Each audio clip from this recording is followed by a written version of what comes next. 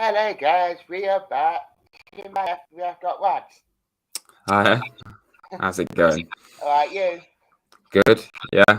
Just as we were just saying, hope this game goes ahead. But have to wait and see about that one.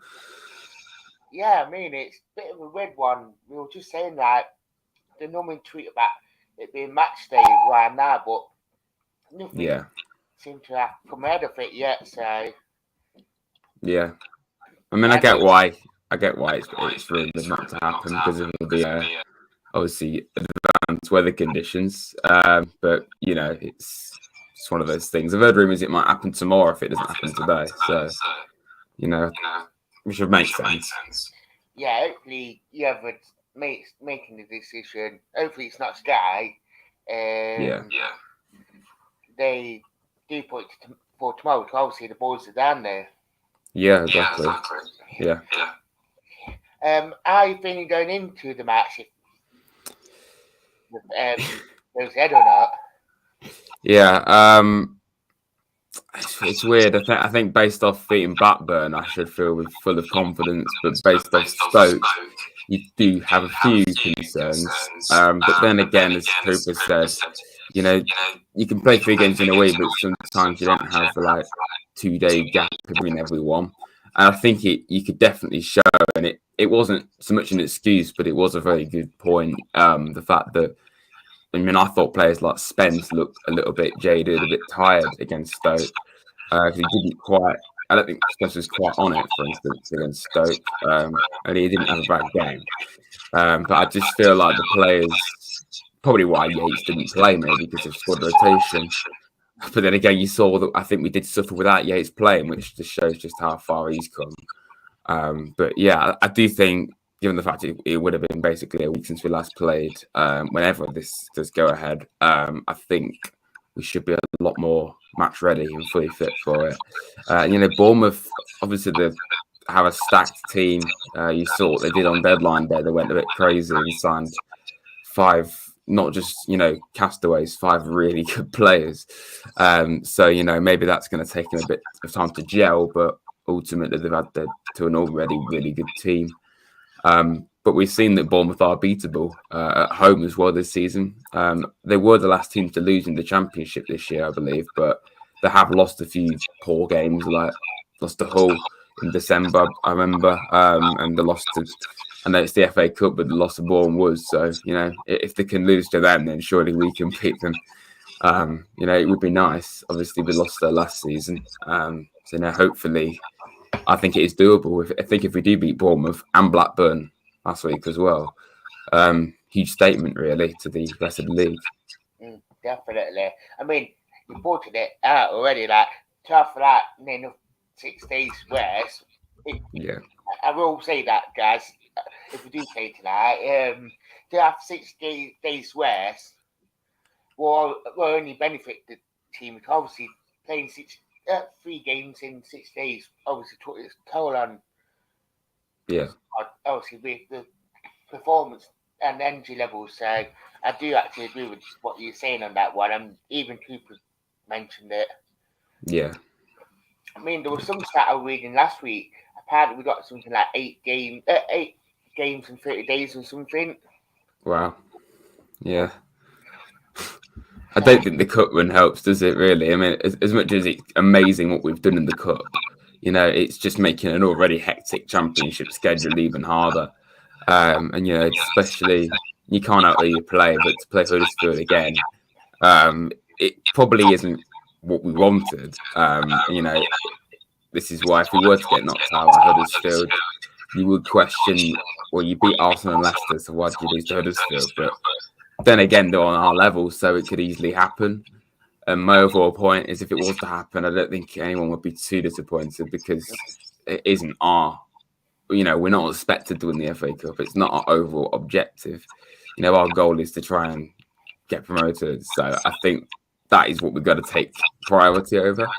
I mean, if we were to just somehow manage to win the FA Cup, that would be just ridiculous. But, it does make the schedule a lot more, compact. And especially in the Championship when there's 12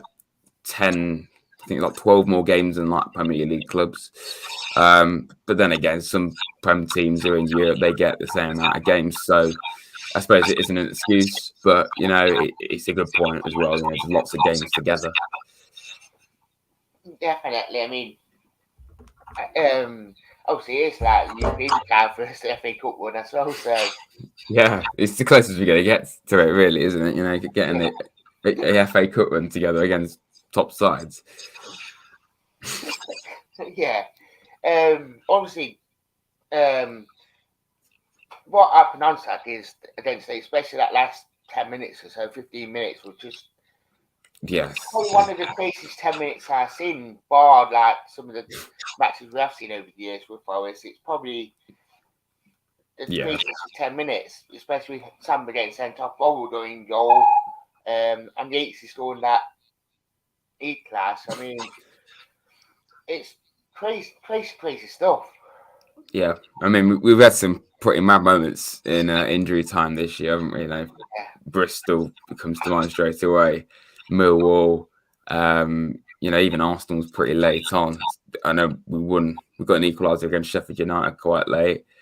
So we like to leave it late, really, don't we, this season? But I think that was just a crazy situation to find ourselves in. As Cooper and everyone said, it was best performance overall, but you could clearly see that unlike under previous managers, not just you two, I think you've seen it under other managers, there just wasn't that fighting spirit. And that is something that this team has in abundance, quite clearly. It's not even like, right, go on, lads, go and get another goal, even though we've got a centre half in net. It's that's just a default mentality, and I think that's fantastic now that we're seeing that. And what Breeze did was stupid. He'll know that, and you'd like to think that he would learn from it, but I just have a feeling that he won't, because he's that kind of character.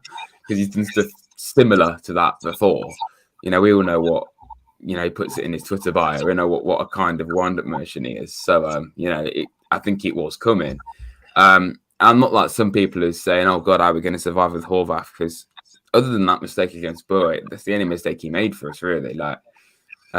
Even against Wolves when they thrashed us, he played pretty well, saying that we lost 4-0, and then obviously against Bradford he did all right as well.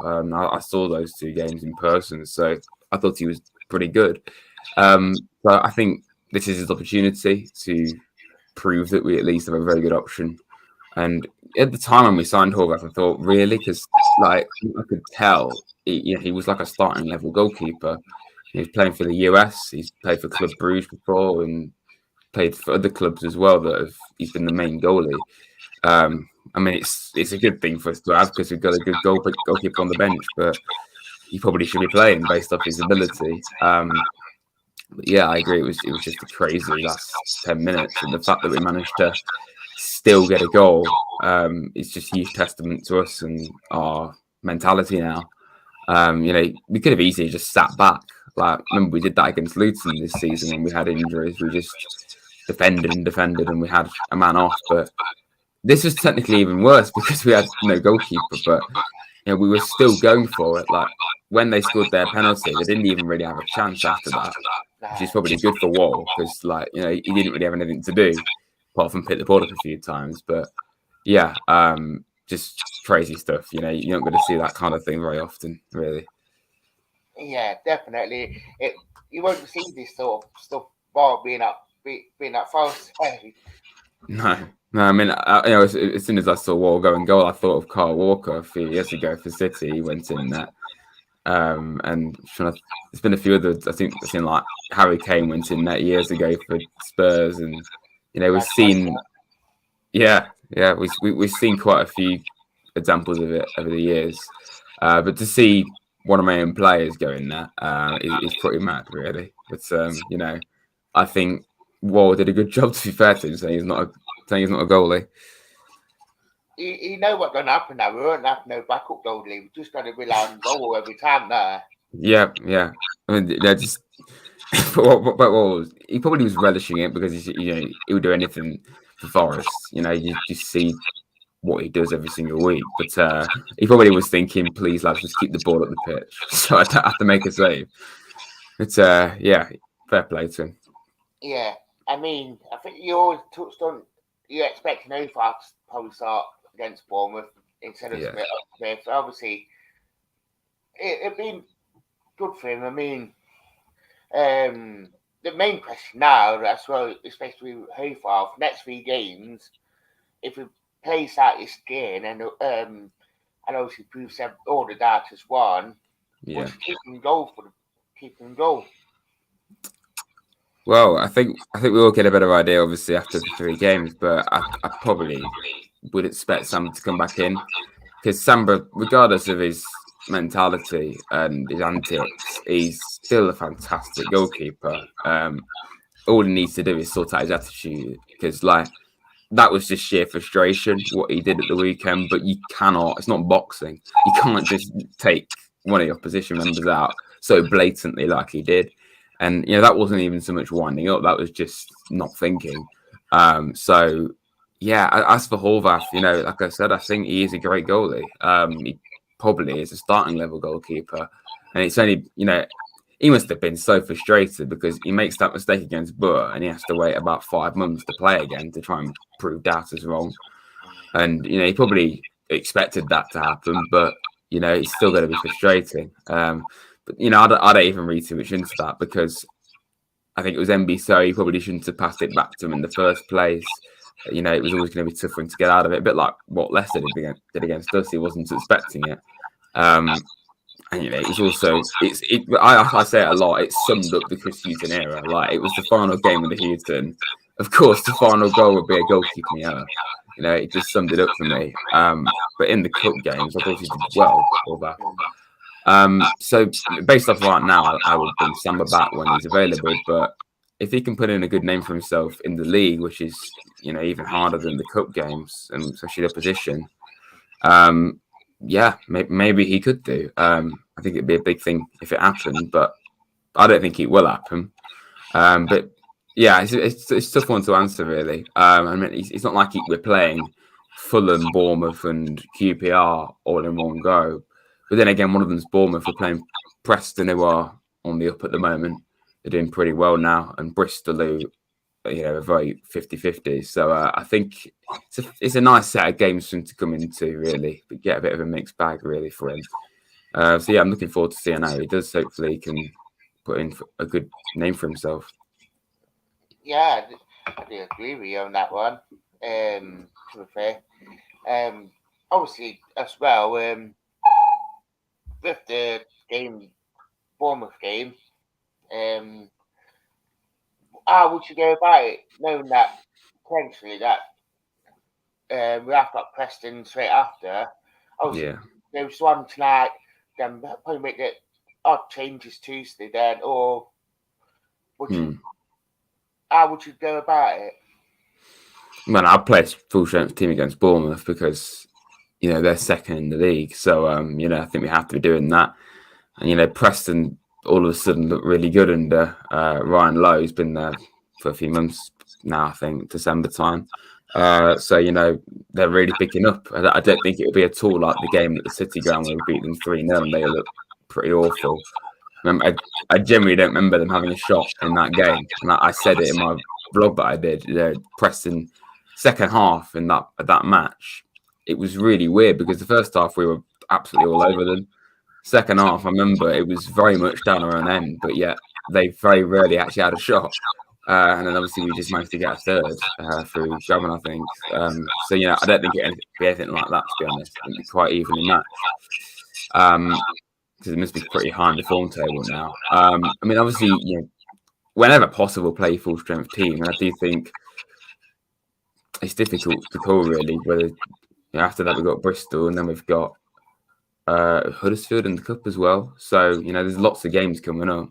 I will be curious to see whether we do go full strength against Huddersfield, because maybe Cooper only went full strength against Arsenal and Leicester because it was Arsenal and Leicester. And because this is Huddersfield, he might rotate a bit. But then again, Huddersfield beat us in the league this season with a slightly rotated side. So, I think we're just going to have to play it by ear, really. It is that stage of the season where you might have to rotate a little bit. And I was saying at half time to my dad against Stoke, about Spence, and obviously, Spence plays every single minute pretty much. I've never seen him go off or not start unless he couldn't start, like against Borough. But maybe it would be worth to take him out for one game, someone like Spence, for fitness reasons. And obviously you want to play him, but based off player fitness, you might not be able to. So we've got players like Larea who haven't even played yet. Do you give him a go? I'm not sure. And I think that's why we signed Larea, because we ultimately know that Spence isn't our player. Because Larea probably could easily be starting based off what he's done in his career. So yeah, I think we might see a bit of squad rotation potentially, but nothing too extravagant. But against Bournemouth, I would play a full strength team. Yeah. Just looking at the next start of games, because we have got Bournemouth tonight, Preston. Well, if it's tonight, and we have got Preston Tuesday. Then we've got Bristol on Saturday. Then we seem to got a week off. Then we've got Friday, Monday, Saturday again. Yeah, it's pretty hectic, isn't it? But that's just the Championship schedule, isn't it? So it's always been like that, and with TV moving it all around as well, putting it on stupid days. Bournemouth shouldn't be on a Friday anyway, especially for away fans. Fulham's not so bad because it's on a Saturday, but it's at like 8:30, which is just TV messing it up. But yeah, bit of a mad when the games are already coming up. Yeah. What? Yeah, definitely. I mean, obviously, Joseph being a championship fan. Yeah. Absolutely. What scoreline do you think will be against Bournemouth? Yeah, that is it's going to be difficult. I think if we can beat Blackburn 2-0, then we could beat Bournemouth 2-0. But looking at Bournemouth's form, they're arguably more beatable than what Blackburn were, and Blackburn had the best home form in the division, and they still do, I think. So I think, it's going to be interesting, regardless of when it's played. It's going to be a tough one. Bournemouth, regardless of their form, are still an incredible side, and they should be in the Premier League, really. So I'm going to back us. I think we can do it. I'm going to go for my traditional 2-1 Forest. Very traditional on this channel. Traditional, absolutely. I think a lot of people just think, we're good defensively, we might concede, but I believe we can score goals, so we'll go 2-1. Funny enough, I said 3-2. I have. Yeah. I could. You could see that. Yeah. I think we scored goals. I think. I don't know. It's one of them ones. Not saying our defensive rubbish, because it's probably the best in the league. Yeah, it is. Yeah. I put that statement out on there as well. Yeah. Brilliant defense, but there's not many games this season, particularly in the Cooper, where we haven't scored. So I think you have to believe that we're going to score goals, but you can still concede regardless of how strong your defense is. So just seems to be the thing with Forest this season. Yeah, definitely. So I'd like to thank you for coming on. No problem. I hope you guys enjoy it, guys. Do hit the like and do hit the subscribe button. So I'd like to